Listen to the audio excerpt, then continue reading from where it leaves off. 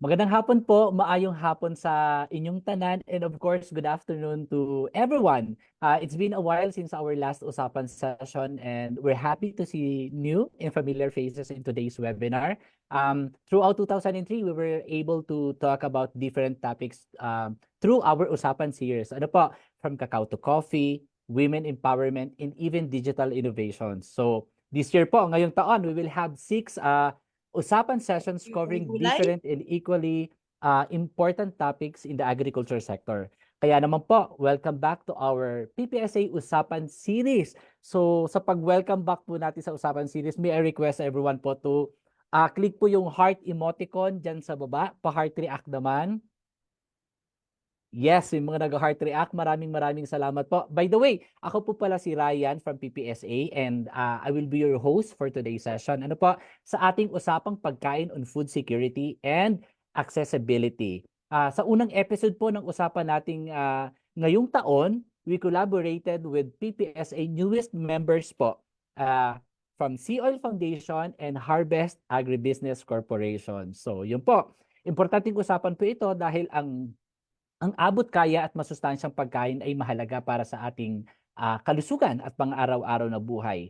Sa ating usapan at talakayan, bibigyan pansin po natin kung ano ba itong tinatawag natin na food security at ano ang mga programa at mga strategies para ma-ensure natin ang access sa pagkain at food security um, sa mga communities. Ano po? So, excited na ba kayo? Of course, ako, lagi naman ako excited pag may ganito tayong usapan at mga pagtitipon. Ano po, mag-online man yan o face-to-face. So, but before that, meron po tayo mga tinatawag na mga alituntunin or house rules. Ano po, since tayo po ay nasa the Zoom platform, no, nasa online tayo, so this session is being recorded po. And of course, lagi po tayong mag-mute habang ongoing po ang ating session, lalong-lalo na pag nagpe-present po ang ating mga speakers. And also may I request po na pwede po nating palitan ng ating pangalan or mag-rename ng ating, for example, if you're from school, from organization, co-op, or company, no? For example po, PPSA-Ryan. So, yun po, para mas madali po namin kayo ma-recognize. Ayun po. And of course, sa usapan po natin ito, wala pong tama, mali, especially during the sharing session, ano po, during the Q&A portion. And I encourage everyone po, then ini-encourage namin kayo na mag-participate na especially sa ating Q&A portion, no? Pag may mga tanong kayo, i-grab nyo na yung opportunity habang naandyan po ang ating mga speakers para magbigyang linaw ang ating mga hakaka. And of course, if you want to share some your experience and mga good practices, no, share po natin yan. Huwag po kayong mahiya. Sabi nga po ni asawa ni Fernando po, sino yon? Huwag mahiyang magtanong. Susan So, Roses. si Susan Roses. So, ayun po. Definitely, but not the least, keep this space po for everyone to share their thoughts at safe space para po sa ating lahat. Ayun. To formally start this session and introduce our featured organizations, please welcome our very own our country director of BPSA, Ms. Angel Bautista. Ms. Angel, over to you po. Salamat, Ryan. Magandang hapon po sa inyong lahat. Maayong hapon sa inyong tanan. Ako po si Angel Bautista, Country Director ng Philippines Partnership for Sustainable Agriculture o PPSA. It is my pleasure to welcome you to today's Usapang Pagkain, focusing on the vital issue of food security and accessibility sa Pilipinas. So una po, ano po ba ang food security? So, ang food security po, we say na nag-exist po siya kapag lahat ng tao sa lahat ng oras, meron po siyang kakayanan na pisikal at economic para po maka-access sa pagkain. At hindi lamang po pagkain, kailangan po yung tamang amount, sufficient, ligtas or safe, and nutritious o masustansya. So dapat po yung pagkain, ma-meet po niya yung dietary needs at saka kung ano po yung preferences ng mga tao para po magkaroon sila ng tinatawag nating active and healthy life. So ito pong definition na to ng food security, saan po ba ito nanggaling? Ito po ay first na inarticulate sa 1996 Rome Declaration on World Food Security, and it continues to be a cornerstone of efforts worldwide. Okay, ano naman po ang food accessibility? So ang food accessibility po, ito ay intrinsically linked po sa maraming facets ng development and progress. So it is essential to recognize na kapag hindi po accessible ang pagkain, naapektuhan po ang maraming aspeto ng buhay natin. So from economic stability, kasi kapag mahal po, tapos yun na lang ang meron, napipilitan po tayong bilhin siya. Tapos yung ating kalusugan, of course, and dahil ang kalusugan, edukasyon at nutrisyon ay magkakakabit po yan, pati educational attainment, and even po yung well-being ng mga communities natin na naapektuhan. Hence, enhancing food security is important, not only in ending hunger, but also in fostering ang ating tinatawag na sustainable cities and communities. So, kaya po napakahalaga ng ating talakayan ngayong hapon upang pagtuunan ng pansin kung paano natin ma-ensure na bawat Pilipino ay may access sa pagkain at paano natin masisiguro na ang lahat sa komunidad ay may pagkain.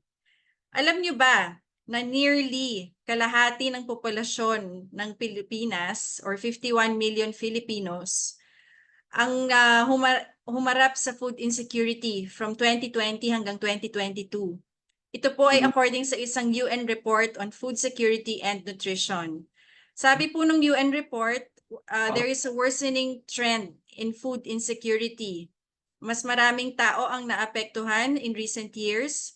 Bakit? Dahil sa economic challenges such as yung ating na-experience na COVID-19 pandemic and of course yung ating mga climate impacts.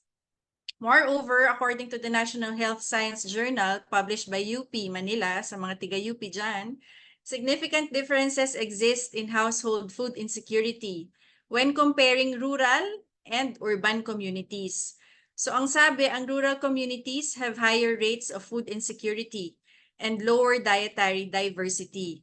So there is a need to prioritize yung ating mga rural areas for hunger mitigation and for nutrition programs. Dagdag pa po dyan, ang Pilipinas frequently affected by typhoons, floods, and droughts, which severely impact agricultural output. So climate change is expected to increase the frequency and yung kung gaano po kalala yung mga climate change events, further threatening food security. So the Philippines is categorized by Moody's ratings as among the top countries at high risk of experiencing food security shocks. Moody's assessment considers the nation's susceptibility to disruptions in food supply, price changes, and the capacity to withstand and recover from such events. So challenges to food security can be solved by technological integration and policy and community engagement, on top of course, partnerships and collaboration. So now I would like to introduce po yung ating speakers from Sea Oil and Harvest. So si Sea Oil po will talk about food security at the community level, while Harvest will talk about innovations. So in our session today, we will hear from Sea Oil and Harvest, and they will share with us their programs na nagsusupport po sa food security and accessibility, as well as their best practices and learnings from these programs. Sea Oil Foundation will share their Tugon sa Gutom program. It is an initiative focusing on community-level action in enhancing food accessibility. The program focuses on the establishment of family farms. Diba, nung nag-pandemic, halos lahat nag-turn to farming, whether it be backyard, urban, rooftop, lahat na ng klase, aiming to produce food at home, thereby making it more affordable and readily available. Itong mga grassroots approaches na to are instrumental in creating sustainable solutions to food insecurity and can serve as a model for similar efforts nationwide. Sa kabilang banda naman po, ang Harvest Agribusiness Corporation will share their extensive experience in distributing quality seeds, promoting sustainable crop nutrition, and implementing advanced farming technologies. These innovations are pivotal in enhancing food security and accessibility, enabling farmers to increase productivity and resilience against climate change.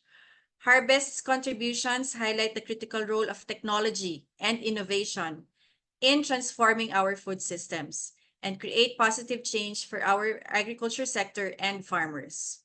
So I hope that you will learn from today's discussion. I am sure you will learn from today's discussion. I encourage everyone to participate, to ask questions, and share your thoughts and experiences with us.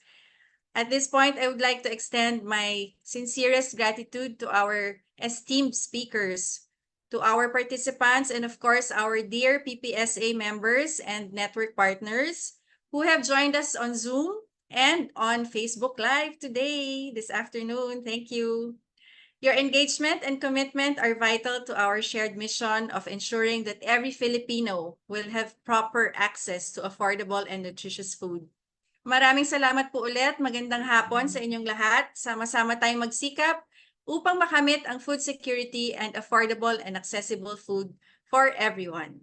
Back to you, Ryan. Thank you. Ayun. Maraming salamat din po, Miss Angel. We look forward to learning about food security, lalong-lalo na ang pagkain pala ay konektado sa ating health, nutrition, at even education. So, ayan. So, ngayon simulan na natin ang ating usapang pagkain and bring focus to food security and accessibility. Tulad nga po ng nabanggit ni Miss Angel, it is important that we are able to ensure that all households in the community have adequate access to food. So, ready ba kayong tuklasin, alamin ang food security at accessibility natin? Tulad nga sabi sa siniskwela, samahan niyo ako na ating tuklasin. Okay, for our first speaker, has over 3 decades of experience in the development sector, marked by key roles in the Philippine Business for Social Progress, or the PBSP, and Swillig Family Foundation. He also provided strategic consulting services to clients, such as the World Bank and the International Labor Organization. Currently, he is the Executive Director of Sea Oil Foundation Incorporated. He will share with us how their organizations addresses food security and hunger. Sea Oil's Tugon sa Gutom program focuses on helping families and households produce their own food at home. So, wag na nating patagalin. Let us all welcome. Samahan niyo po ako at ating palakpakan. Isa po sa mahal ko ito at iniidolo ko nang nasa PBSP pa rin din po ako. So, Sir Mon, the floor is yours po. Magandang hapon, Sir Mon. Ay, magandang hapon po sa ating lahat. Ako nga po, ulitin ko, ako po si Mon Dirihe. I just want to introduce my organization muna. Yung Sea Oil Foundation po, or SFI, was founded in 2012. It's the corporate foundation of Sea Oil Philippines. In 2019, the foundation decided to shift its corporate social responsibility strategy from sponsoring events and projects of LGUs and NGOs to implementing its own flagship program. So anticipating then the threats of food inaccessibility, hunger, and malnutrition that may arise from a COVID-19 outbreak, the foundation developed its Tugon sa Gutom program in 2019.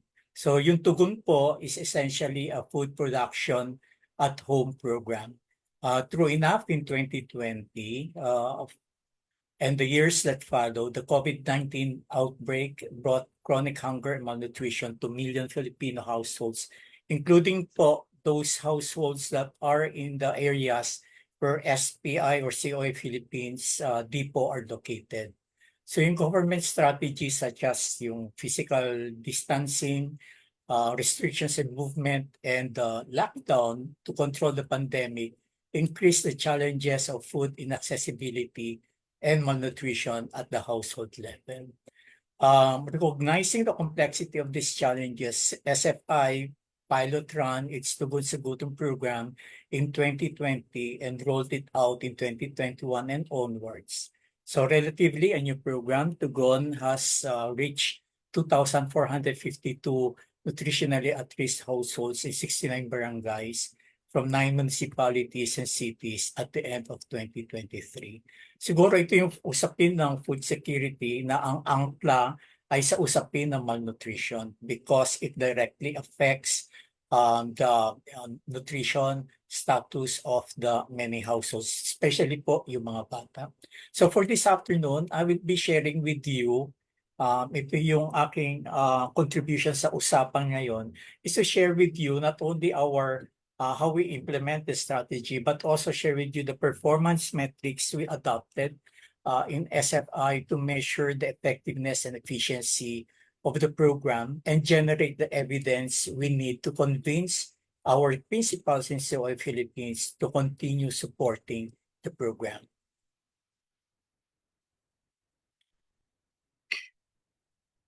Sorry. The data from the 2021 FNRI report and Global Nutrition Report showing that 1 in 4 children under 5 years old is stunted provided us the context and the impetus to help households improve food insecurity and chronic hunger, which is a primary consideration in attaining diet diversity and food intake for proper nutrition. So subscribing to the FAO's Food Security Framework, Angel was discussing this.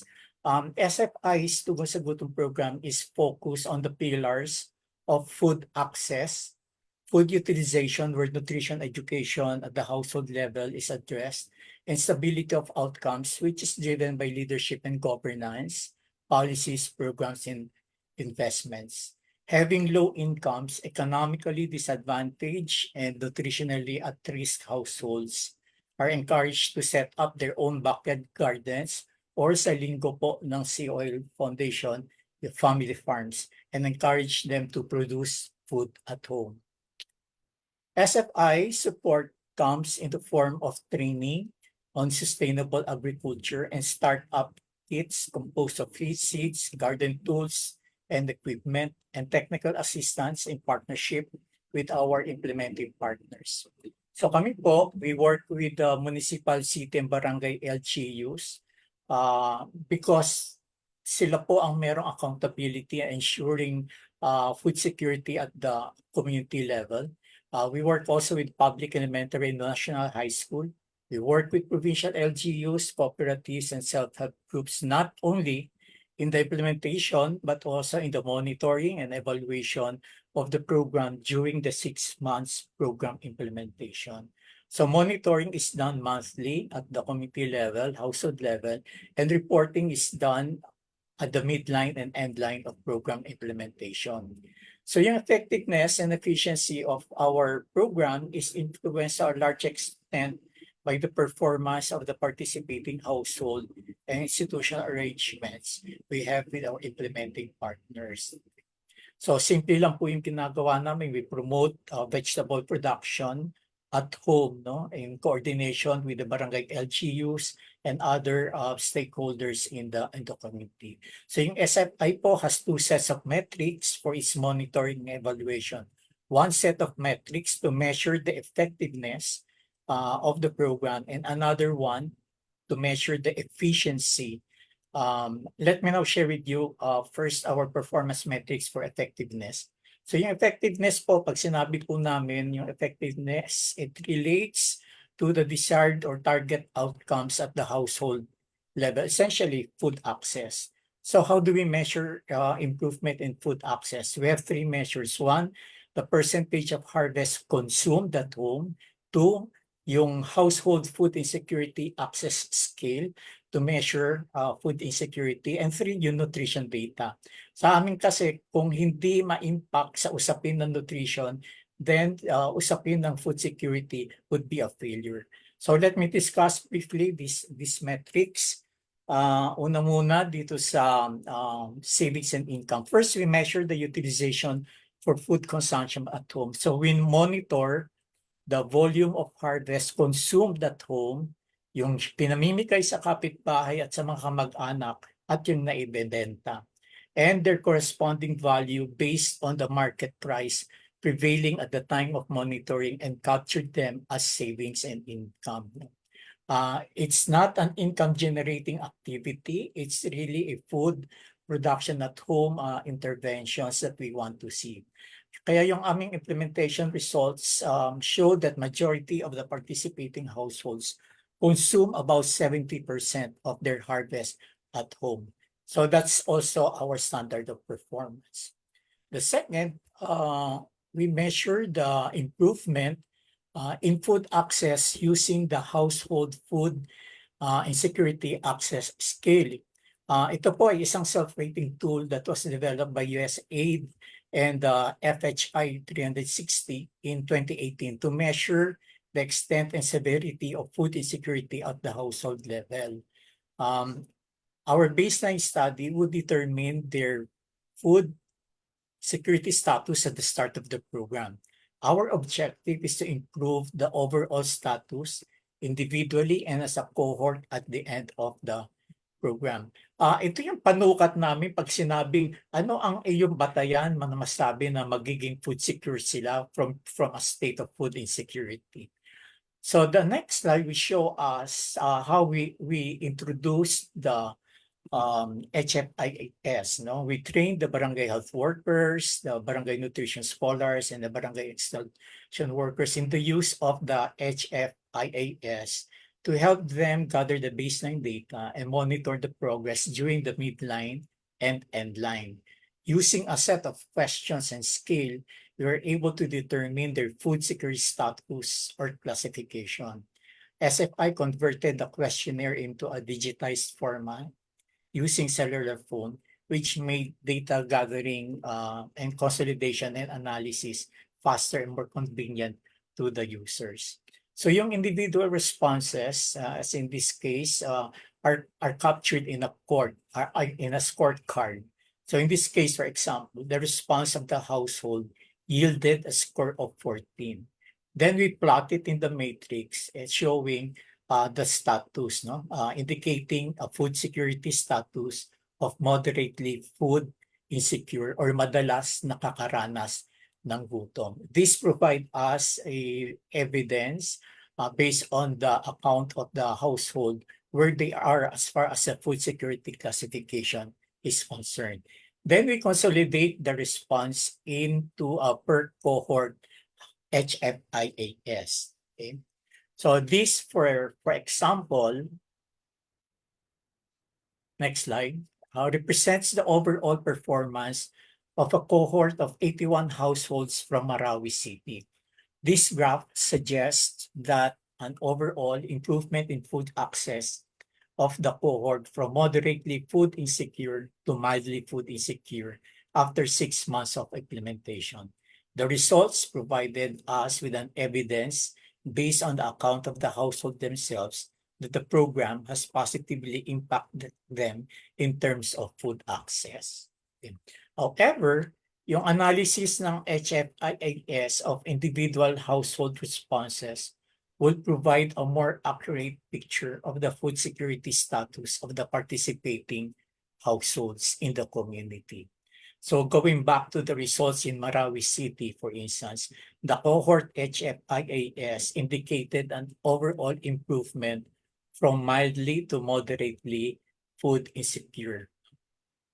From moderately food insecure to mildly food insecure, which is good. However, the HFIAS data also showed that only 67.8% of the participating households in Marawi registered change in food security status. These results become the basis of succeeding interventions for the remaining food insecure households. The third and last metrics of effectiveness is measuring improvement in nutrition. Okay. So what you have here are the results of the monitoring of the nutrition status of children belonging to the participating households based on the data derived from the LGU.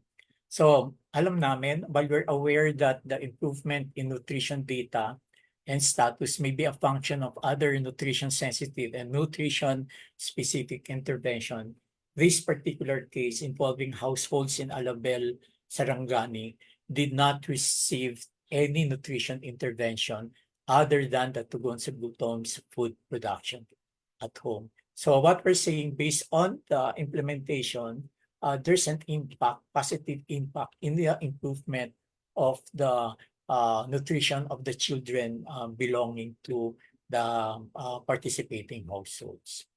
Again, the metrics we used to measure effectiveness include savings and income to measure consumption of harvest or consumed at home. Second, the HFIAS.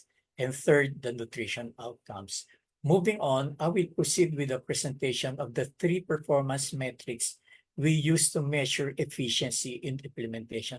Bakit po importante yung efficiency? Dito po kami hinahabol ng board namin. Kasi efficiency means not only in the implementation but also in the utilization of the resources.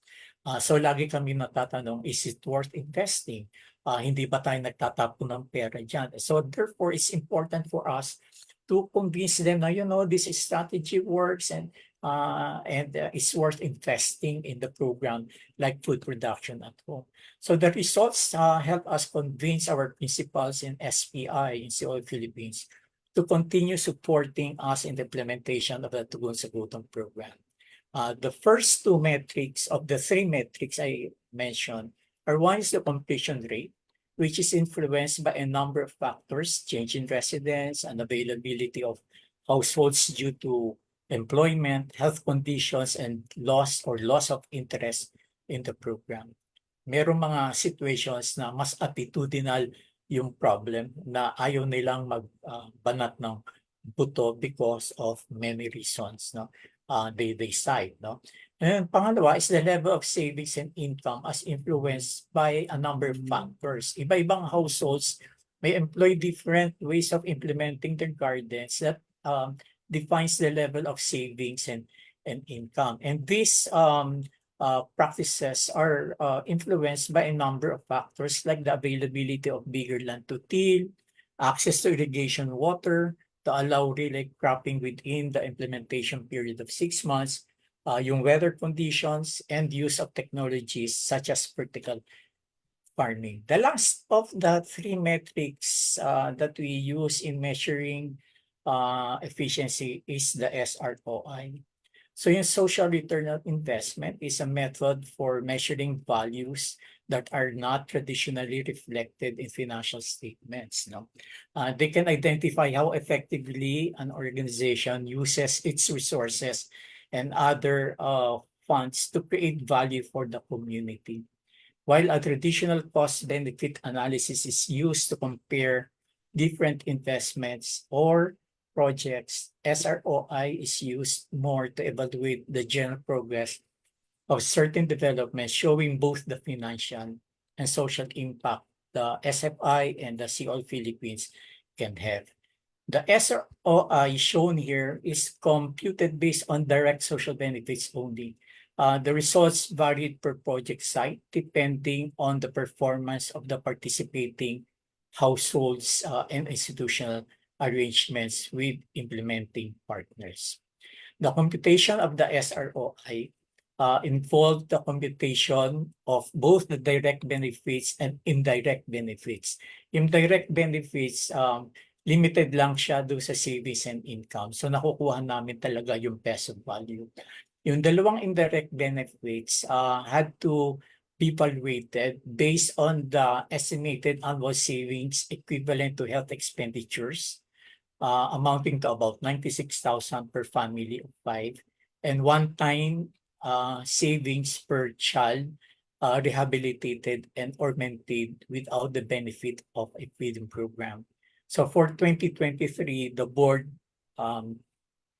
opted for a more conservative computation, thus limiting the benefits, the computation of SROI to savings and income only. We also considered in the computation in the SROI, the dropout rate, the dead weight, and the attribution.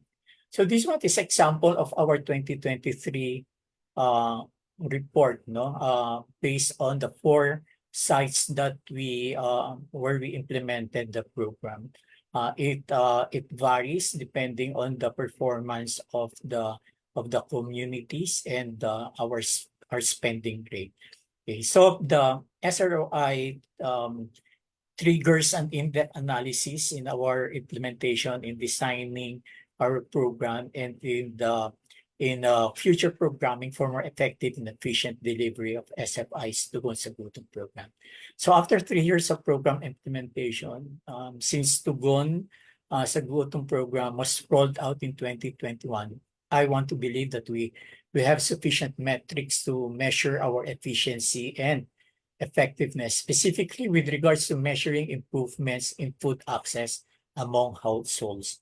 However, yung measuring effectiveness with regards to improve dietary intake and nutrition would need a more adequate metrics for us to establish impact on addressing the issues of dietary diversity and adequate food intake. This year, coming from that experience, we're adopting the WFP's food consumption score for nutrition in the implementation of the Masagutan program in Tiambas and Gani to help us establish our impact on diet diversity and food intake. So ito po, this is my presentation. Sana po nakapagbahagi ako ng mas maayos based on our experience. Thank you for the opportunity to share our experiences in the implementation of our Tumasagutan program. Thank you. Maraming salamat, Sir Mon. Yes. Very insightful ang inyong presentation. And of course, may konting kurot, alam mo yon, because of your measurement ni COL sa inyong tugon sa gutom program, yung Yeah. measurement na meron talaga in reality, no, na may mga hindi talaga nakaka-access sa pagkain at may mga Yes. nagugutom na pamilya. Medyo may Yes. kurot. And because of that, parang because of the COL Tugon sa Gutom program, nabaliktad natin yung sitwasyon, no? Meron tayong paraan lagi. May paraan lagi. So, dahil dyan, we'll learn how we can measure food security and ensure na mayroong sapat na pagkain ng bawat pamilya sa ating mga kapwa Pilipino. So, yung mga na walang access, nagugutom, yung mga ganun, yung matrix na nabaliktad nyo into merong naibibigay, merong benta, at nakukonsume na pagkain ng bawat pamilya. So, thank you for that, si Oil. So, kumusta naman ang ating mga viewers? Just to remind everyone, no, lalong-lalo na during the Q&A portion. Nako, tayo po ay live both sa sa Facebook account ni Sea Oil Foundation and of course sa account po sa Facebook account ni PPSA. Pareho po tayong live. So nakikita tayo ng ating mga viewers. So pag may mga question kayo, it's your time to shine. Charing. So yun po. So yun sa mga viewers natin heart react naman, or you can share our live po sa Facebook, no, sa mga groups para mas marami pang makapanood at makasama natin ngayon sa ating usapan kasi napakaganda, napakasiksik. Isang session pa lang yan ng ating speaker pero napakasiksik na. So i-share natin yung ating session. Ano pa? So thank you. At ngayon naman po, we will discuss another aspect na kailangan din nating bigyan ng pansin. So kapag tinitingnan natin at the community level, food security can be significantly improved through innovations. So these solutions can help increase access to fresh produce and reduce the risk of supply shortages and help our communities localize their food sources. Our next speaker po currently works as the Regional Operations Administrator sa Luzon area at Harvest Agribusiness Corporation. Prior joining the Harvest, si Sir Jess po established a diverse portfolio of impactful agri-enterprises with the aim to empowering farmers through sustainable and inclusive initiatives.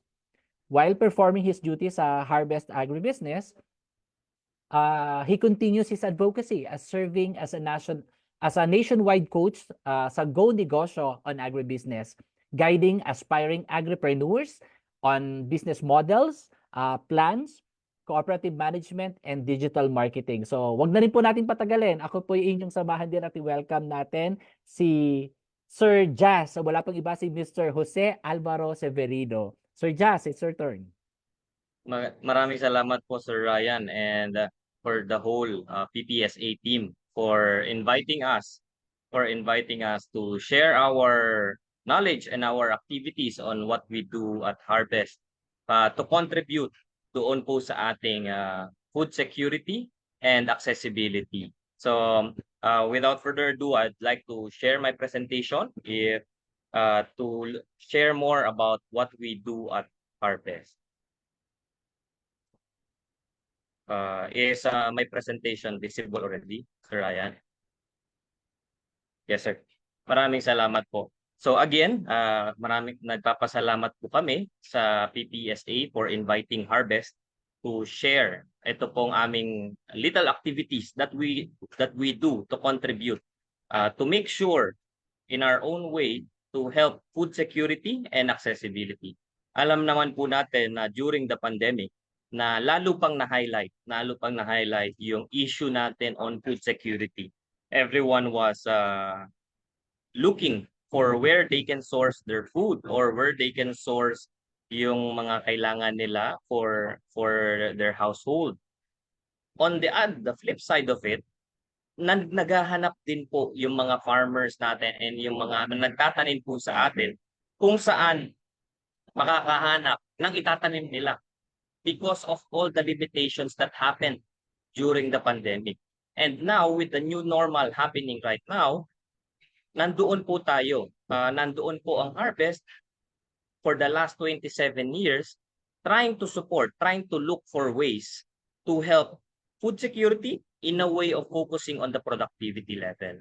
Kasi, as we know, kahit matulungan natin in terms of the farming or on the produce side, kung wala pong matinong itatanim, ay wala rin pong aanihin. So doon po, with our strength at Harvest, doon po nag-focus ang Harvest Foundation and at the same time, Harvest Agribusiness. So, ito po ang yan. So for the last 27 years, our focus at Harvest Agribusiness and the foundation also is to look for adaptable and practical solutions to enhance agricultural productivity. Meaning our strength po at Harvest is always looking for the best solutions that we can provide sa ating production level, sa ating farmers, cooperatives, associations, para po mas mapalabong pa or mapalaki pa natin ang production natin. So, because we know our farmers are equipped with the technical know-how. We know that they can produce, but it is out of their hands to look for quality outputs, quality inputs that they can use para po sa pagtatanim. So this is where our mandate is at Harvest Foundation and our Harvest Agribusiness, to find solutions, high quality and practical solutions to enhance agricultural productivity. And we have been doing this for the last 27 years all over the country. So Harvest po is present all over in Mindanao, Visayas, and here in Luzon. It is our intention to elevate our inputs in such a way that it can also eventually elevate our produce, our volume or quality of produce, because we are lagging behind in terms of our quality produce. Ito naman po, we'd just like to share the programs that we've been doing at Harvest in order to contribute towards food security. We know that our little way can make a big difference on the community level. So, unang-una po dito, what we are always focusing is the training, the capacity enhancement or the capacity building of the community. Similar with the purpose of Sea Oil, we are trying to enhance the productivity level on the community, on the urban and on the rural side. On the urban setup, meron po tayong tinatawag na food garden program. Ito pong food garden program is really a way to involve the community and teach the community the proper ways of farming doon sa mga limited spaces nila. This training is being conducted doon po sa ating foundation, farm foundation sa may Hala-Hala, sa may Rizal. So dito po, we started with our immediate community doon sa farm, yung mga nearby barangays, nearby families. We try to engage them by introducing them the different ways or the productive way of farming.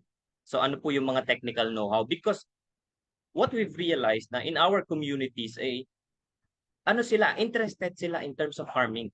Interested yan. However small their space is. Yun lang, the technical know-how on the productivity, on the production side is nagkukulang. So doon po pumasok si Harvest to share our knowledge with the communities.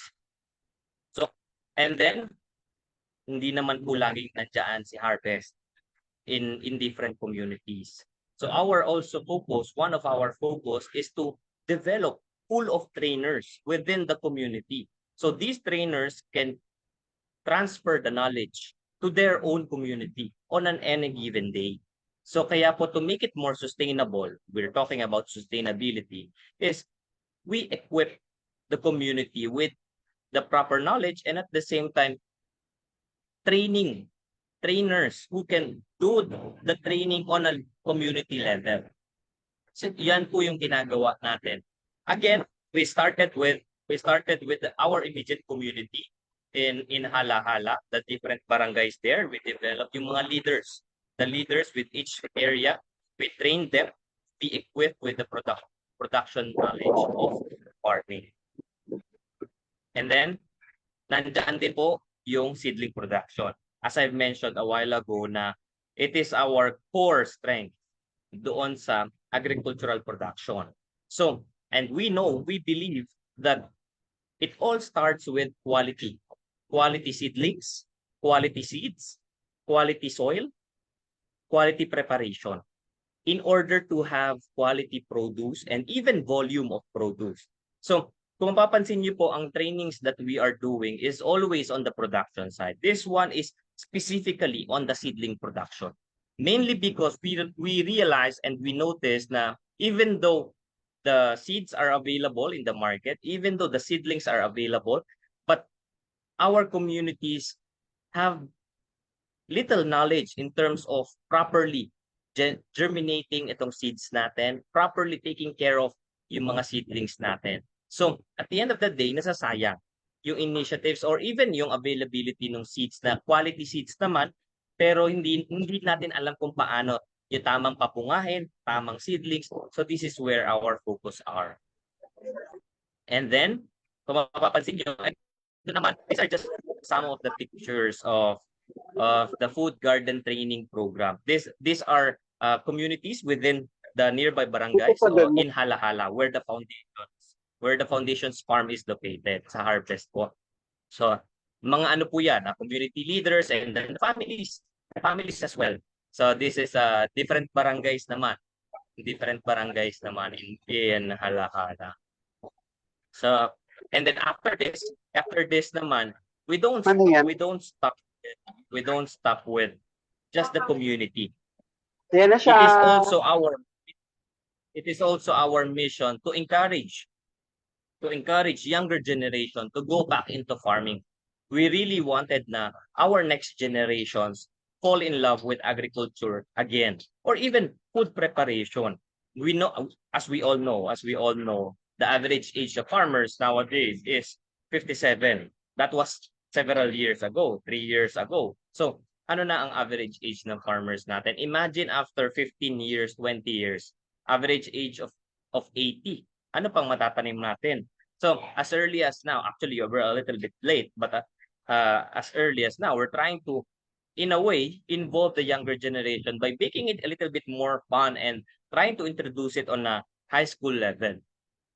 So, eto naman, we're teaching them the techniques in production as well, for them to understand the value of planting, the value of farming, and even understanding the process of where our food is coming from. Alam naman po natin in public schools or in state universities, malalawak ang lugar. So there is really a good space where they can plant their produce. I've been teaching a lot in high school, different high schools in Metro Manila about urban farming. And what I always encourage is that each class, usually po kasi bayanihan, di ba? Tanim po tayo, tanim per batch yan. Tatanim sila and then harvest. But what I always try to encourage is one classroom can plant one commodity. Another classroom plants another commodity. And if you have 8 classrooms, you have 8 different commodities within the vicinity of the school. Now comes harvest, ang dami mong commodities ngayon. So unlike usually, pare-parehas ang tinatanim. And then you have scale of one commodity with now nasasayang yung iba dahil yun na lang ang tinatanim. But through this intervention, what we did here is introduce different seeds that they can plant in one school. So, yan po, in a way of introducing etong farming production natin to our younger generation. And then this one is another batch. But this time around, we brought them to the Harvest Foundation farm in Halahala as well. So this is where we can start our food security initiatives with our immediate community. Hindi naman tayo yung lalayo ka na kagad without securing our community. This is what we've been doing for the last several years, and hopefully we can cascade this to different community level in terms of making sure that on the community level there is security and food. Kanina po nakita ko sa comment, food always in the home. So I've learned this acronym way back at the start of the pandemic, and it's a good practice. Through urban farming, nandiyan magkakaroon tayo ng faith. So ngayon naman po, this is also a seed production, but this time around it's in partnership with the government. So this is in partnership with the Department of Agrarian Reform, because as what we are trying to focus here, or what we're trying to share here, is that urban farming or food security is a multi-stakeholder approach. Hindi po kaya ng Harvest lang ito, hindi po kaya ng Sea Oil Foundation lang po ito, hindi po kaya ng PPSA po lang ito, or different stakeholders. So it is also a good effort na multi-stakeholder approach. So one strength can be another one's weakness. One weakness can be another one's strength. So yun po yung ginagawa natin. So para ma-involve din all the players, all the levels of stakeholders within a community. So this is another seedling production, but this time around in Ilocos Sur. And then ito naman yung greenhouse in Laguna, and then yung nursery and yung irrigation system. But the reason why I included this slide is to highlight the challenges here in urban setting. We don't have big spaces good for this kind of greenhouse, good for this kind of nursery production, and even drip irrigation. So yun po yung challenge na nangyayari sa atin on the urban level. Kaya nakikita niyo po ang daming interventions na either vertical or either hydroponics or aeroponics, different techniques of farming. But this time around, since ang focus namin ay really on the productivity level, we introduced a certain innovation. This is what I would like to share, the innovation that we did in order to continue the quality planting materials, the quality water management, the quality seedlings that even on a smaller level, on a smaller scale, can be implemented. Now we introduce the Green Thumb Nursery. Ito pong Green Thumb Nursery is a small nursery model, and a small nursery model that is equipped for urban setting, for smaller spaces, and ang pinakamaganda po dito, this is portable.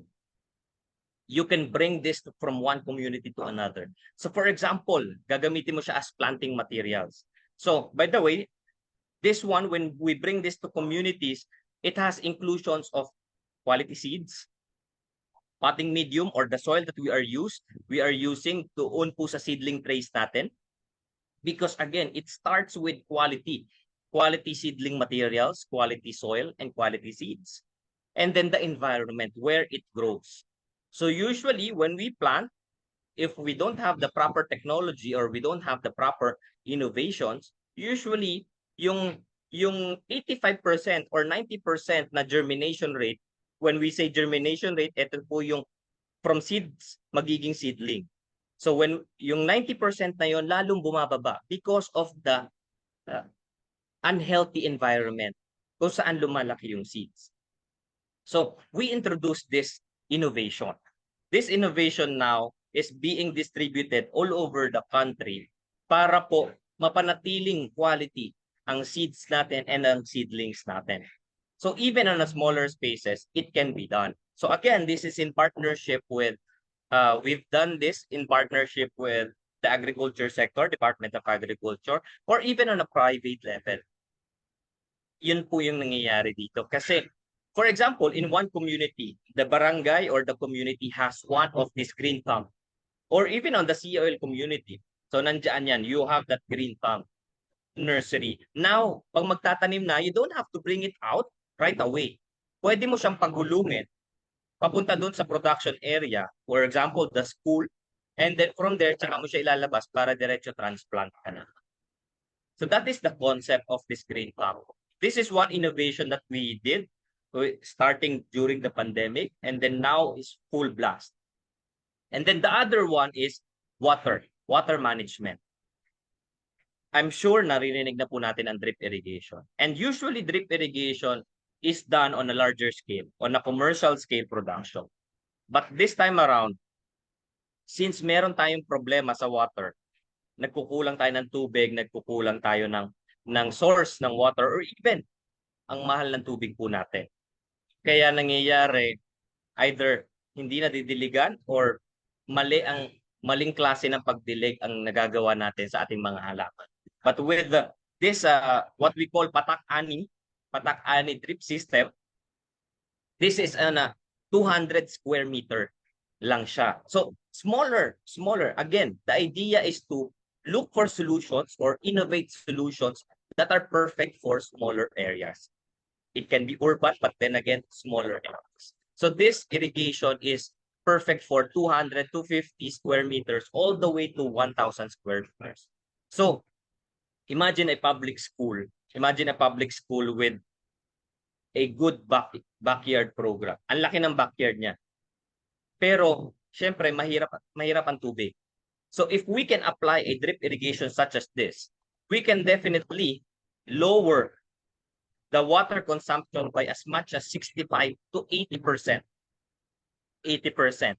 Ang kinagandahan pa po dito, aside from the water savings that we are doing, that this innovation will be doing for your community or even your school, ito po ay DIY, IKEA style. Nahilig po tayo during the pandemic. Well, in my case, or I'm sure, in most cases, ang dami nating mga DIY cabinets, DIY chairs, DIY tables for our homes, so what we did here is do it yourself patak-ani. So pagkakabit-kabitin mo lang po itong mga pipes na ito with the proper labels, with the proper instructions. Then afterwards, you have your own drip system for your small community. So those are the two technologies, or if I may say, innovations that we've introduced so far for our communities on the urban level, or even on smaller spaces, on smaller farms level, to ensure, one, we have high quality seeds, we have high quality seedlings and high quality environment where the seedlings will grow as a nursery. And then the other one is water management.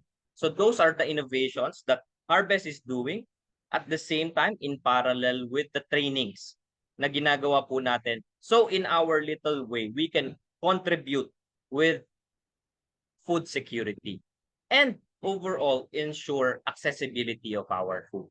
So with that, I end my short presentation. Hopefully we were able to contribute our knowledge at Harvest Foundation and Harvest Agribusiness towards this session on food security and accessibility. Maraming salamat po.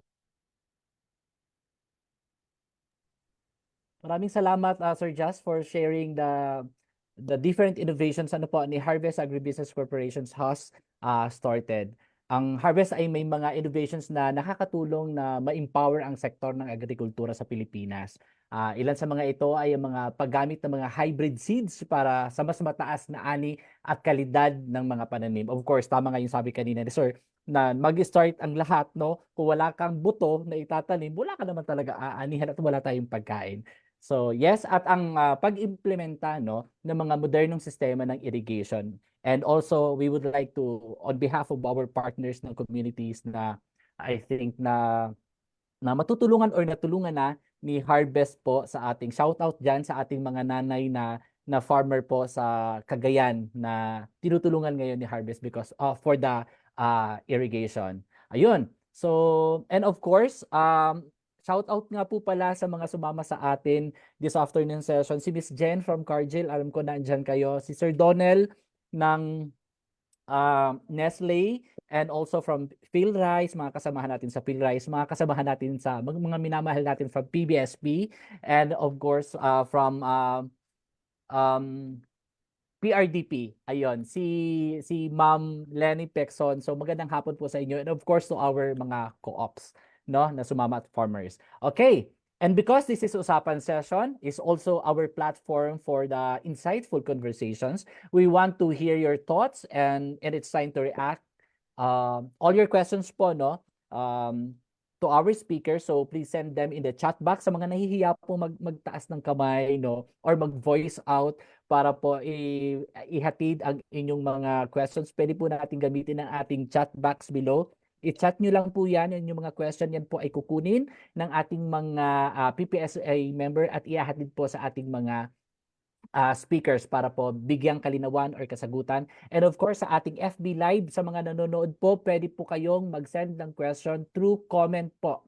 So mag-comment lang po kayo, kukunin din po niya ng ating mga PPSA member. Okay po, so magtaas lang po kayo ng kamay, kayo po itatawagin. Pangalawa po, pwede po kayo mag-unmute at directly mag-ask ng question sa ating mga speakers. Pangatlo, may nakita po ako kanina nag-share ng kanilang about pagkain sa paso.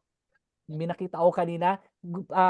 Can you share more about it po kung sino man po yung nag-share kanina para po may mas matutunan po kami kung ano po yung ano nyo doon sa pagkain sa paso. Feeling ko maganda yon.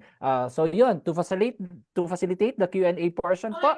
So let's welcome our PPSA Communications Officer. Walang iba, si Ms. Drisana Marie de Jesus. Drina, magandang hapon. Thank you, Sir Rai, and of course, thank you to our speakers for sharing their knowledge and insights about food security. I'm sure it sparked much interest among our participants due to the number of questions in the chat box right now. Without further ado, let us bring back our guest speakers to answer your questions. So, good afternoon ulit sa dalawa nating speaker. How are you finding today's session so far po? Sir Mon, Sir Jess. Sir, nakamute po kayo. I think Sir Just na pinasa ni Sir Mon. And I'm learning a lot from the presentation ni Jazz kasi importante sa akin yung yung water, yung irrigation drip, that's very Yeah. important. It affects the efficiency of the program, of our program. So that's a very good input to mas lalo kung limited ang water supply, no? Yung, thanks for that.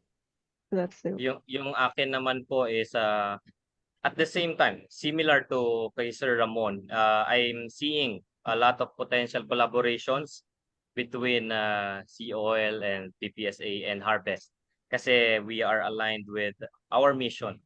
So yun naman po yung nakikita ko, and we are very happy na na-invite po kami dito sa gantong session. So I'm glad to hear po na nag-enjoy din po kayo sa session natin today. Again, if there are questions, please type them in the Zoom chat. So to start off the Q&A, the first question is for Sir Jazz. How can farmers and communities avail of Harvest Food Garden program and trainings? Maraming salamat po sa question. Ang Harvest po, meron po tayong branches nationwide for them to avail or inquire on the Green Thumb Nursery or even yung irrigation po natin. So we have 8 branches nationwide. And at the same time, if medyo malayo po ang mga branches natin in Taytay or even in Bacolod, Leyte, Cebu, Cagayan de Oro or Davao, pwede naman po ang social media. So you can message us directly at our social media pages at Facebook, at Instagram, or even I can share again or flash our contact details or even my contact details for inquiries or even questions regarding those 2 innovations po. Actually, medyo related po dun yung second question is where can people purchase Harvest products? So, I think medyo same lang po yung sagot. Apo. So for the next question, for Sea Oil, for Sermon, we're curious to know more about the Alabel Family Farm implementation. Can you tell us more about it? Yeah. Then related din siguro sa isang tanong kung paano na-ensure yung the barangay LGUs would continue the program. Importante po sa amin talaga you work with the LGU, yung local government unit, with the mayor and with the barangay. Even at the onset of the program, we align the program with the existing policies and priorities of the LGU. Municipal or city LGU yan or barangay LGU para nakasingkit na rin. We become more of a support to the priorities of the LGU rather them supporting our initiatives. So importante yun. Then second, namimili din kami ng mga mayors and barangay captains.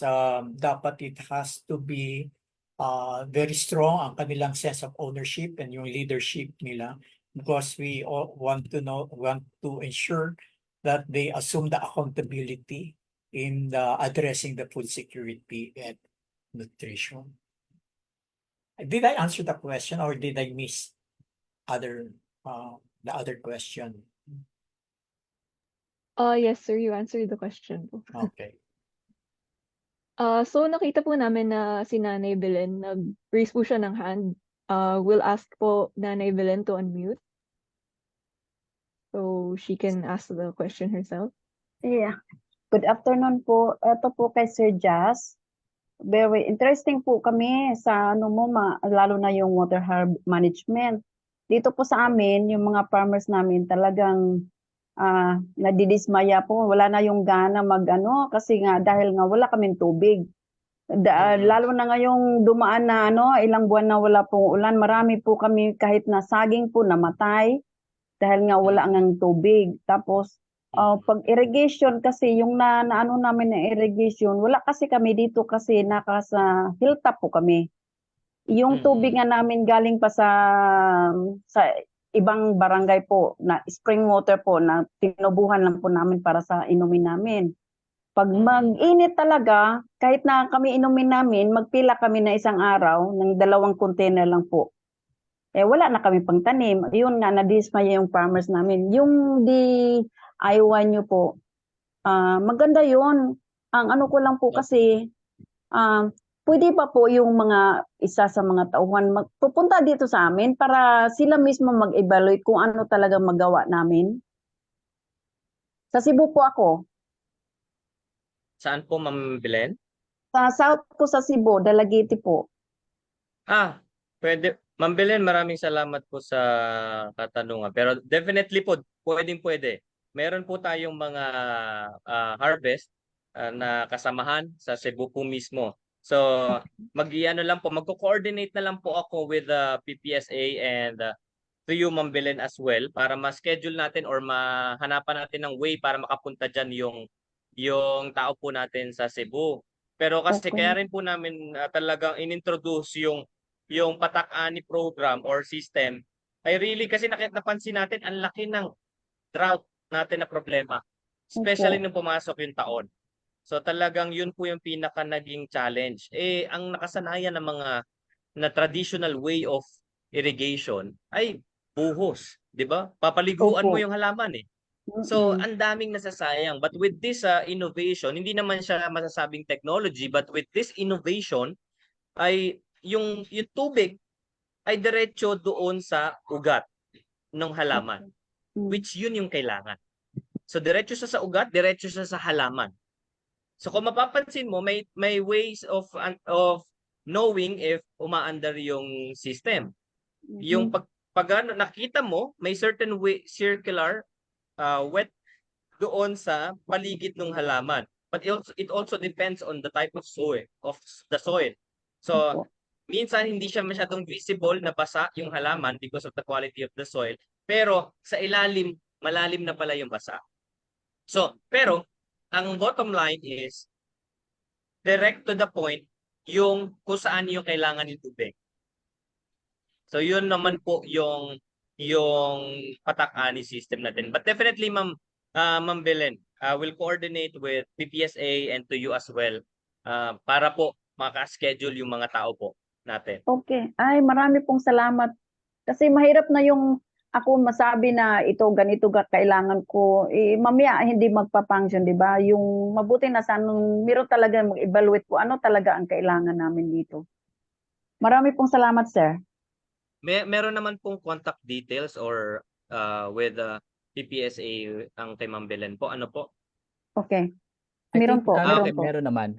I think later din, tulad ng sabi ni Sir Jazz, ipa-flash niya yung kanyang contact number or Facebook page ni Harvest para pwede po kayong mag-send kasi official Facebook po yun ni Harvest. Kung may mga questions, kung may mga gusto po kayong ano. So yun, later on. Opo, pwede Thank you po po. mag-send ng questions later on. At salamat po kay Nanay Belen na sa pag-share na experience niya na aligned sa innovations ng Harvest all the way from Cebu. Tapos yung susunod po nating question, marami pong questions pala. For both Sir Mon and Sir Jas, are the projects connected to the Department of Agriculture LGUs for sustainability of the program/project? Ako muna. Sige po. Sasagot. Oo. Ngayon sa amin, because we work with the LGUs, kada LGU, di ba, merong OMAG or Office of the Municipal Agriculturist or MAO, Municipal Agricultural Officer, that carries out the agricultural development priorities ng LGU. So kami doon, katulad na nasabi ko kanina, nagtatandem kami with the LGU as well as with the Office of the Municipal Agriculturist para nakakatugon kami doon sa pangangailangan in promoting food production at home, no? Liban doon sa agriculture na binabanggit, yung mga schools din kasi while it involves the Department of Education, hindi man kasi developed yan. Yung mga mayor at barangay captains are involved directly in promoting the gulayan sa paaralan, which we optimize then and which we support to promote food production in school and at home. Yun lang for me.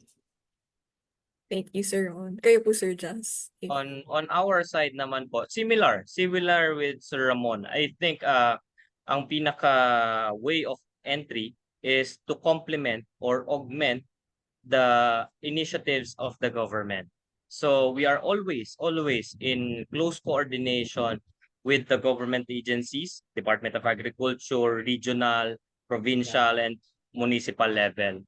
Para po to make sure na walang redundancies. Kasi mahirap naman po ipapasok ka sa isang lugar, meron na po palang ganong activities.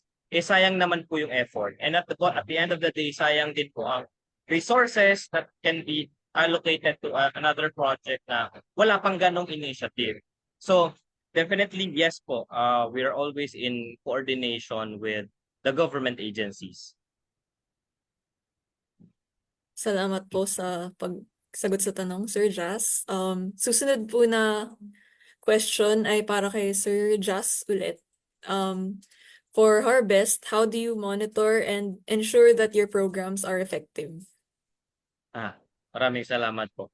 Ang focus po ng Harvest on the field level is extension, meaning community interventions, community activities. So yung mga field technicians po natin, ang primary purpose is to ensure that our initiatives is properly being implemented or properly being executed by going around on a regular basis for monitoring and evaluation purposes. Kasi at the end of the day, sayang naman po if we have an initiative, we have a good intention, but it is not being carefully implemented on the ground. So doon sa monitoring and evaluation, we see immediately if the project is being implemented, and at the same time if it needs further evaluation or further revision or kung ano pa yung mga kailangan i-improve po on the implementation of the project or the initiatives po. For harvest naman po ulit, other than monitoring and evaluation tungkol sa products nyo, via the Zoom chat, one of the usual challenges of tech adoption in farms is the price. How does Harvest make their products affordable and accessible to smallholder farmers? Doon po muna ako sa accessible. Sige po. Yung accessible side, by way of having our field technicians also. So yung field technicians po natin, hindi po sila po yung kumbaga extension of Harvest within the community. As much as possible, as much as we can, we try to put in technicians, field technicians who are experts in a way on the production side para po makatulong sa community natin. Just the other week, we were on a field visit to make sure we also get the feedback of the community, of the farmers in terms of understanding kung yung products natin or yung what we have at Harvest is really the need of the farmers. So yung accessibility is always on the regular visits, farm visits, farmers trainings, farmers discussions, meetings. Ganun po yung mga ginagawa natin to make it more accessible, not only the products but also Harvest. So para meron silang matatanungan, meron silang mga in terms of diseases, in terms of pests and all those things. On the pricing naman po, we try to be as much as possible, be friendly with the products that we have in terms of pricing. So we try to be as competitive as we can. During the pandemic, in some cases, maraming nagtaas na presyo ng produkto on the dealer level, on the distributor level. But it is our mandate at Harvest to help the farmers. Kaya nga po ang tagline ng Harvest ay kaibigan ko. So we didn't increase prices. So in some cases, si farmers even mas malapit si dealer sa kanila, sa community nila, they try to go to Harvest branches just to buy the product because we didn't increase our prices. So as if we can shoulder the increases or the economic impact, then we will. Ganun po ang mandate ng Harvest ever since it started 27 years ago. Salamat po, Sir Jas, sa pag-share Maraming salamat ng affordability ng products nyo. For Harvest naman po ulit, regarding sa mga training, what specific modern farming techniques are being taught in the trainings provided by Harvest? Depende po yun. Depende po siya. Wala po siyang one solution fits all. So again, if you've been doing trainings for quite some time, it always starts with a training analysis or needs analysis. Kung ano po yung kailangan sa community. May cases po kasi na the practice or the techniques that are being implemented in Bacolod or in Cebu are different from what are being implemented in Baguio or in Benguet and in the northern part. So it depends on the community or the location of the community on what. Of course, there are the basics, but in some cases, the techniques and the direction of the training is dependent also on the location of the community, the geographical presence within the community, and even some other factors to consider before coming up with such training. Salamat po ulit sa Harvest. Ngayon naman po, babalikan natin si Sir Mon. May question po. Regarding the Alabel Family Farm, do you measure the nutrition status per demographic, such as, i.e. pregnant women versus children? Tapos, how did their nutrition status fare after a few months? Okay. I have the data. Again, yung sa presentation, hindi kami mismo ang kumukuha ng data.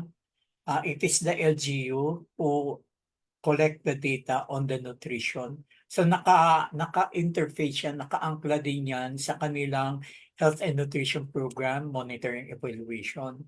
So what we did lang, kasi syempre, it requires a response from different agencies then. and different interventions.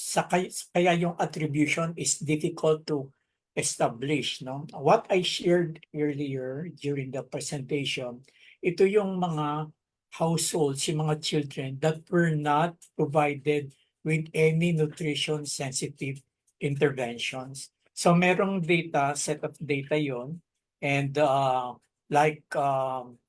very minimal din. I have to be honest din, very minimal, about 30% ang improvement ng nutritional status of the children, malnourished children in the participating households. Kasi ang reality naman talaga, yung usapin ng malnutrition is a complex issue that would require different interventions. Just to emphasize, like for instance, yung mga area namin, merong more than 2 years old, mas lalo yung mga stunted na. So yun know, yung stunting, irreversible when they reach 2 years. No? So it affects the any attempt to improve the nutrition status. So going back to the question kanina, yes, we were able to secure the data from the LGU and ascertain that about 30% of the children, malnourished children belonging to the participating household in Alabel improved their nutrition status. Okay. So yung mga detailed demographics, I can share it with you if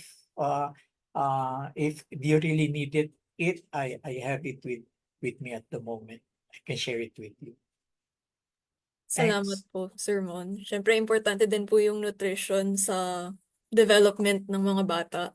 Yeah. Tapos meron pong nagtanong ng question from Bicol sa Oo Zoom nga, chat. So, good afternoon po. From Bicol po kami.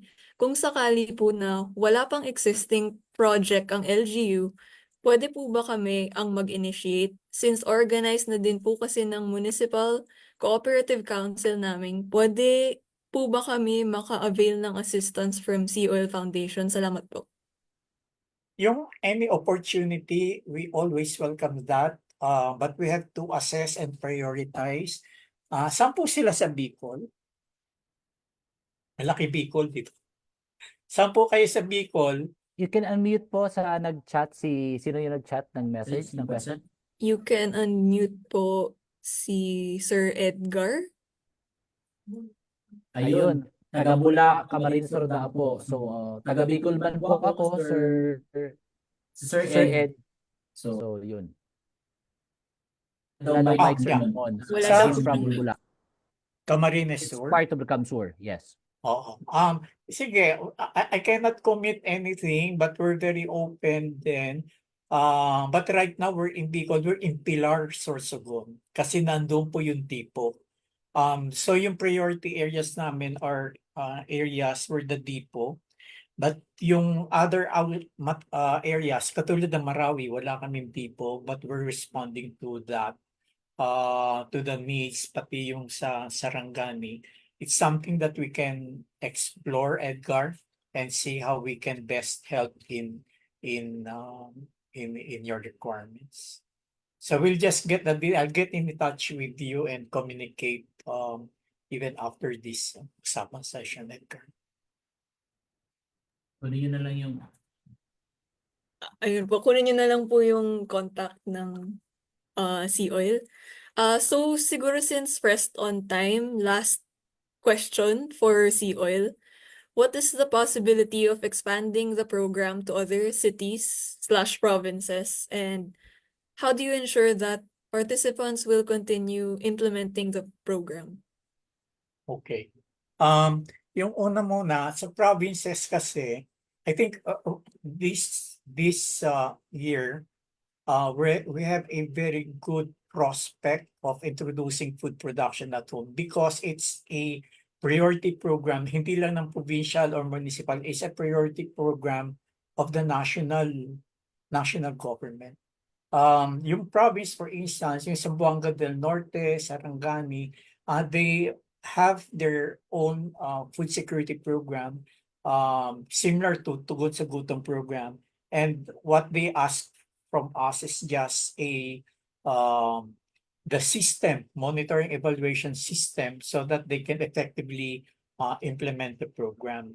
So I think that's one opportunity where SFI positions itself to share not only the program kasi it's a common program that requires sensitivity in terms of the implementation, monitoring, evaluation, and that's where we can we can come in. Yung how to sustain at the household level, syempre hindi natin hawak lahat ng households at the household level. Pero nakita namin about 80% even after the implementation of the program continue to implement the program. So yung sa Tugon sa Gutom program, after they have completed the program, itinatawid na namin sila sa usapin ng agri-livelihood. So those who continue implementing the food production at home as an incentive, they are introduced transition to agri-livelihood for commercial production of vegetables and other agri-livelihood activities. Yun lang. Thank you. Sige po, sir. I think we don't have space for the other questions anymore. So thank you so much to our speakers. On behalf of PPSA, we would like to thank our members, Sea Oil Foundation and Harvest Agribusiness Corporation, for joining us during today's learning session. Thank you as well to our participants for your questions, and we hope you learned a lot from our session today. Again, if there are any more questions, do not hesitate to still type in the chat box below, and maybe our speakers will answer via chat themselves due to time constraints. Ayun po. Over to you, Kuya Ray. Ayan. Thank you, Trina. Congratulations sa inyong paunang sabak for the Q&A portion sa session na ito. Well, anyway, thank you, Sir Mon. Sir Jazz, maraming salamat po ulit. Hindi lang napasarap ang usapan natin ngayong hapon. Nabusog din ang aming kalinangan. Apakarami naming na-absorb for today's session. So marami kaming natutunan. And I hope our participants today learned something new from our speakers. At marami pa po tayong matututunan sa marami pang sessions na darating. So yun. So bago po tayo magpatuloy, shout out ulit at maraming salamat for joining us this afternoon from Australian Embassy. So from PhilExport and also from PDAP. Maraming salamat po sa pagsama sa amin ngayong hapon. So before we proceed to the next part of the session, may we request a group photo po para sa ating lahat. Yung po may mga gamit na kung anong ginagamit niyo sa pag-join natin, yung cellphone, laptop, or tablet. Kung available po ang camera pa open po para sa ating group photo. So over to you, Veron. Ayan. Thank you, Sir Rai. Okay, everyone, kindly open your cameras. We have mga 3 batch, so 3 beses po tayo ngingiti. Alright, thank you for joining. Okay. 1, 2, 3, smile. Okay, another page. Yan. Remain your, yan, mga magagandang ngiti. Alright. 1, 2, 3, smile. Okay, last one. Last one. Yan, sa mga gustong humabol po. Yan. Alright, another one. Okay. 1, 2, 3, smile. Alright. Thank you, Sir Rai. Ayun, Over maraming to salamat din, Veron. I think nasa 70 plus tayo. Diyos ko, maraming salamat talaga. Ilan? 72. 72. Nag-72 tayo this afternoon. Okay. Ngayon naman po, we will call on our partnerships and engagement manager. Wala pong iba, si Miss Jedidea Hope, Jedidea Joy Herrera, ang aming pong partnership and engagement manager for the synthesis ng ating session. So Jade, over to you. Buong-buo naman yung pangalan na yun. Pag tinatawag ako sa buong pangalan, feeling ko may may kasalanan ako sa nanay ko. But anyway, good afternoon po sa inyong lahat. And of course, thank you so much to Sir Mon and Sir Jazz for your very insightful presentation and question and answer. So I am sure marami pong natutunan ang mga attendees ng ating usapang pagkain. So let me share with you some key points highlighted in today's Usapang Pagkain. So earlier po, Sir Mon shared Sea Oil Foundation's tugon sa gutom program and how they are measuring its efficiency and of course yung effectiveness. So Sea Oil also aligned the Tugon sa Gutom their Tugon sa Gutom program to FAO's food security framework and focused on the pillars of food access. So maliban po doon, hinighlight din po ni Sir Mon yung importance po ng pagpapartner with LGUs and schools and cooperatives to ensure nga po yung sustainability ng program and pati na rin po yung importance ng tinatawag po natin na nutrition education since yun nga po, magkapatid po kasi yung food security and then yung nutrition.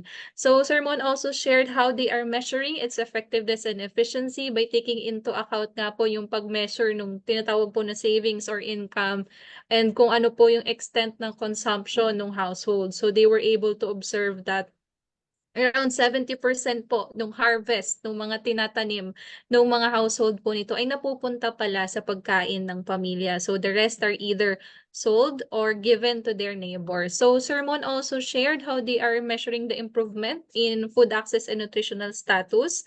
So they are Sir Mon also shared that they are also training those at the barangay level tulad nga po ng mga barangay health workers kung paano rin po nila gagamitin yung measuring yung parang scorecard po na shinare ni Sir Mon po kanina para yung barangay level din po mismo, they would be able to measure din yung food access and nutritional status nga po ng mga household sa kanilang community. So meanwhile naman po for Sir Jazz of Harvest or Agribusiness Corporation, he shared the innovations that Harvest promotes and implements to help nga po address yung challenges sa productivity here in the country so that we can ensure that there is enough food at syempre hindi lang enough food but also yung quality and affordable food. So these innovations include yung mga ready-to-plant nurseries na pwede pong gamitin sa urban areas and syempre yung matunog po kanina sa discussion is yun nga pong drip irrigation na kailangan nga po lalo't mas matindi ng patindi yung tinatawag po natin na El Nino or drought. So kailangan po yung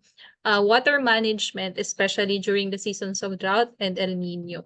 So maliban din po sa innovations na ito, Harvest also shared that they are also implementing training programs not only for families and schools but also for the communities and yung mga training of trainers para nga po mas marami pa yung kayang makapagbahagi ng mga methods of growing food at syempre hindi lang ng growing food but also yung production of healthy and sustainable seedlings and mga high value crops.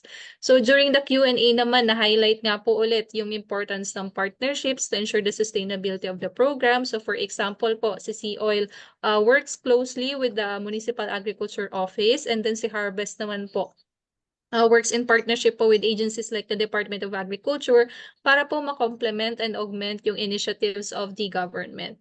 So the discussion also highlighted yung pag-ensure naman po na yung innovations po that will be implemented ay akma naman doon sa pangangailangan po ng ating mga farmers.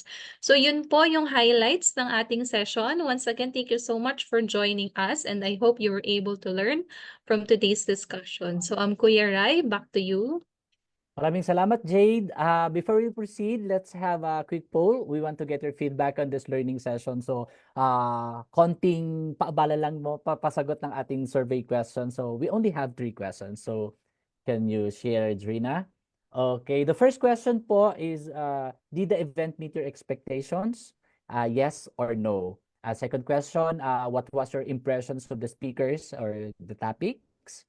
Meron pong very good, good, average. So, yan. Pangatlo po is, were you satisfied with the overall event? Meron pong very satisfied, somewhat satisfied, and not satisfied. Sana naman walang not satisfied. Well, anyway, kahit po maka 70% lang tayo ng total ng mga sumagot. So, I encourage po everyone to answer po the ating event evaluation. So, meron na tayong 47%. So, iangat pa natin. Konti na lang po. 50%, 20% na lang. So, 56. So, angat pa natin. Oh, may very satisfied. Thank you po, Nanay Belen, si Miss Maria Belen Karin. Maraming salamat po. Baka pwedeng i-very satisfied mo, Nanay. Konti na lang. Hindi, joke lang. Pagtawaran na parang nasa palengke. 61%. 9% na lang. 63%. Ayun, may mga sumasagot pa. Siguro may hina yung mga kanilang connections, no? Yung mga nasa bahay at mga nasa FB. Okay, 65. 65. Ayan, okay na yan. And na yung poll 67. Ayun. Maraming salamat. Pa-end na lang poll, Drina. Thank you po everyone for your feedback. Now, to formally close this session, tinatawagan ko pong muli ang aming country director, Miss Angel. Miss Angel, over to you po.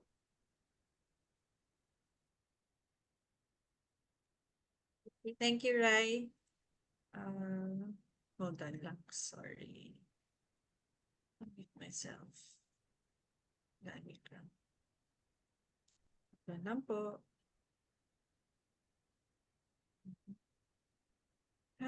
Nandolo ko yung aking cursor. Okay. So, magandang hapon po sa inyong lahat muli. Maraming salamat po for joining our Usapang Pagkain. I am certain we all learned something new today. Of course, I would like to thank our speakers, si Sir Mon Derihe of Sea Oil Foundation Inc. and si Sir Jas Nito of Harvest. And of course, yung teams po ng Sea Oil and ng Harvest who supported our speakers this afternoon. And of course, I would like to thank the PPSA team, si Gina, our comms officer. Congratulations, this is her first salvo sa ating mga online learning sessions.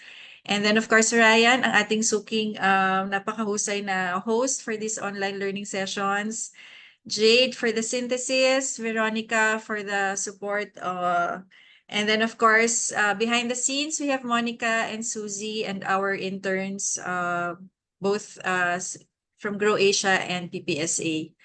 And then, so as we draw our session to a close, I would like each and every one of us to take a moment to reflect po dun sa enriching discussions that we have had this afternoon. So yung ating usapang pagkain today has indeed shed light dun sa crucial issues po surrounding food security and accessibility sa ating pinakamamahal na Pilipinas po. Isipin po sana natin kung paano each of us in our own small way can help address food security and accessibility. So ako po, ang tinatry ko po sa aking paniniwala na nakakatulong sa pag-reduce ng food insecurity, syempre yung pag-avoid ng food waste. So sana po tayo sa ating mga bahay-bahay makaisip po kung wala pang ginagawa or meron ng ginagawang mga pamamaraan, dagdagan po natin. Let us keep in mind yung ating broader goal of sustainable development, which is achieving food security goes beyond alleviating hunger. It's tungkol po ito sa pag-empower ng mga communities, pag-improve po ng public health, pag-foster ng economic growth, at ang pag-create po ng mga sustainable cities and communities. Yung collective efforts po natin ngayong hapon is a testament na meron po tayong kayang ma-achieve kapag tayo po ay nagsama-sama towards a common goal. So indeed po, as highlighted by Sir Mon, ang multi-stakeholder partnerships play a pivotal role in advancing food security sa community level. It brings together yung mga diverse actors po, kapareho ng gobyerno, ng NGOs, kapareho ng PPSA, businesses, and local communities to leverage their combined expertise and resources. Ito pong collaborations facilitate comprehensive capacity building initiatives, empowering local communities through education, training, and leadership development, and even agricultural innovations. So yun sa Harvest, nakita natin yung mga innovations po na ginagawa nila. And as shared po by Ryan, nagpapasalamat po talaga ang PPSA kasi si Harvest po, through their COO, si Julius Barcelona, nagbalita po kanina na yung engineering team po ng Harvest is in Region 2. Yung mga trinain po ng PPSA and our partners, kapareho ng Nestle, ng East West, ng Harvest, na mga farmers on climate smart agriculture practices and agripreneurship. Pinuntahan po ng engineering team ng Harvest yung dalawang farmers, si Ate Mau and si Ate Arlene. Nagsa-set up po ng model irrigation ang Harvest doon. So patuloy pa rin po ang suporta ng Harvest at ng PPSA dun sa mga na-train natin na women corn farmer leaders. So ito pong mga collaborations na to facilitate yun nga po, yung mga education, training, leadership development. So by fostering innovation, sharing best practices, and promoting sustainable agricultural practices, these partnerships enhance individual community resilience and adaptation to emerging challenges. Let us bear in mind our goals to ensure sustainable development of our agri-sector. By working together and harnessing the collective strength of our network, we can drive progress towards more inclusive, resilient, and climate-positive food systems. So sa bawat isa po sa inyo na nakiisa sa ating talakayan ngayong hapon, meron din po ako nakita, Rai, na tiga ADB F2C2 TA project. So maraming salamat po. Your engagement and commitment are the driving forces behind our mission to ensure na bawat Pilipino has access to affordable and nutritious na pagkain.